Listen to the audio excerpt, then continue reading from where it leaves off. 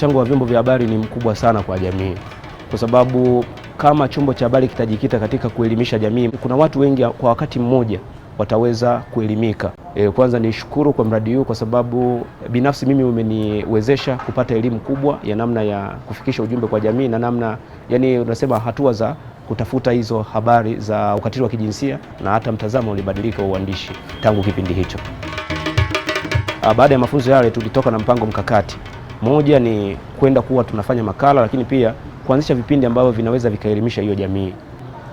Mimi nikaanzisha kipindi cha ufahamu wa sheria hicho mwaka 2021, kwamba watu wajue kwamba hata kufanya ukatili, kushindwa kumpatia mtu mahitaji yake hata kama ni mlemavu, haki yake ya msingi ya kupata elimu ama ya kupata yale mahitaji muhimu, au mtoto wa kike kutokwenda shule ama masuala ya ukeketaji, kuna sheria ambazo zinataja.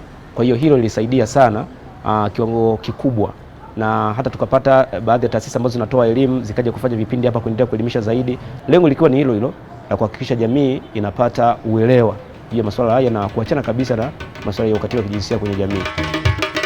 Tumekuwa na mafundisho kupitia vipindi vya redio, tukitumia redio Mazingira. Redio Mazingira imekuwa ni msaada mkubwa sana, hasa katika kufikisha sasa taarifa kwa jamii kwa wingi zaidi, hasa tukishirikiana na hii mradi wa Chaguo Langu Haki Yangu. Tunakuwa na vipindi, tunakuwa na pale. Kwa hiyo hii ilikuwa ni jambo moja wapo ambalo limeleta ufanisi mkubwa. Sisi kama kituo, kwa sababu tayari tumeshapata mwangu, maana tunasema elimu ndio kitu cha msingi. Hata mradi ukiisha, elimu mimi bado nitabaki nayo, ambayo ya namna ya kusaidia. Tuna vipindi ambavyo tulishavianzisha, ambacho kuna kipindi hicho nilichokitaja cha ufahamu wa sheria, na kuna kipindi hicho cha mwanga wa jamii. Tutaviendeleza kama kituo, na kama itaonekana inafaa zaidi, kama kuna uhitaji mwingine, basi kama kituo kinaweza kaangalia namna ya kufanya.